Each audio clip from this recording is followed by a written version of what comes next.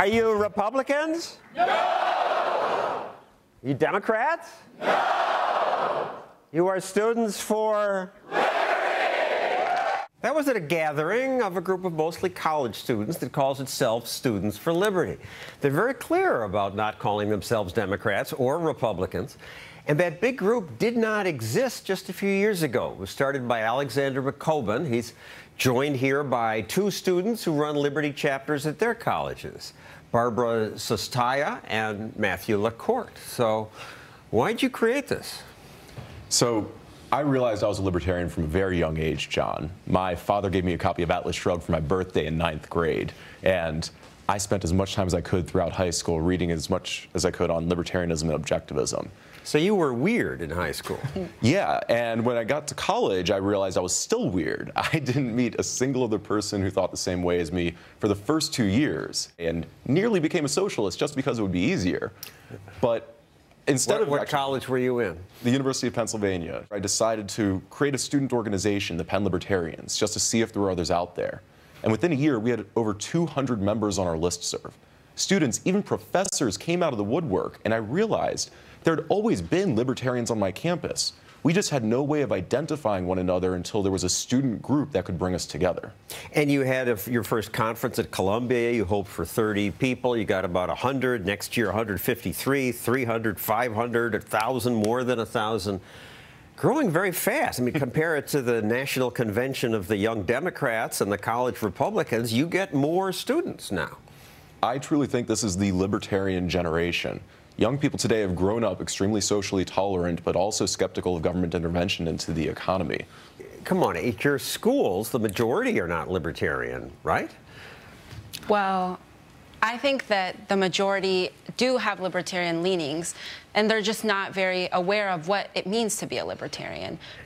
I think what we are seeing is that young people are very interested in the ideas of liberty. However, they think that there's Republicans and there's Democrats. And so when we present them with this idea, this new philosophy of libertarianism, they're very open to it. They're very interested. It's something that really hits a core of young people, that we're not interested in having government tell us how to live our lives, and we don't want government's hand in our pockets telling us how to spend our money. And I think that when you put those two things together, you talk about the ideas of libertarianism, young people respond, and young people, as we see with Students for Liberty, are really getting involved in this message. And where did you get this? Are your parents libertarian? No, I just always was hesitant to believe in high school in my history classes that the government had the answer to everything. And then I found myself at a Students for Liberty conference in high school, and everything changed that day. I got to Hofstra University in Long Island, New York. I started my own campus group, and now we're the largest political group on campus. Where'd you get it? I am an immigrant from Argentina, and I've always had ideas about bettering the condition of immigrants in America and improving the lives for all people. I just didn't know what the best way to do that was until I attended a Students for Liberty conference. And then I started doing some reading, some research, watching Students for Liberty's webinars, and doing everything I could to become informed. And then I came to the realization that there is no better way to achieve the ends of prosperity for all people than libertarianism. Which country has worse, more oppressive government, Argentina or the United States? Argentina. You're going overseas now with this group. You've had conferences where? We're running 10 conferences around Europe this fall. We just ran our first conference in Chile a couple of weeks ago for 100 attendees. We ran a conference in Venezuela at the beginning of this year for 80 attendees. I was even in Nigeria a few months ago for the first African Students for Liberty conference that had over 350 attendees. While the teachers were on strike, universities were shut down. Students traveled across the country to be able to make it. In fact, how do they get the concept? Liberty is a universal concept that people intuitively grasp. Well, Americans don't. I think a lot of Americans do, and especially the young people in America.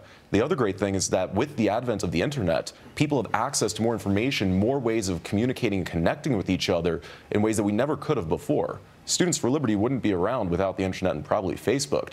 And Barbie, you say that at your college the students are quite receptive, professors not so much. Right. Professors, it's a different case. I have a lot of professors who tell me that liberty, in the way I see it, isn't very applicable around the world or to our foreign policy, or that if my ideas and our ideas were implemented, then the world would be chaotic. I think what we're seeing right now is almost like the perfect storm for libertarianism. People our age have grown up in a time where we have consistent war, we have widespread government surveillance, we have international crisis, and we have historically low approval ratings for institutions of government.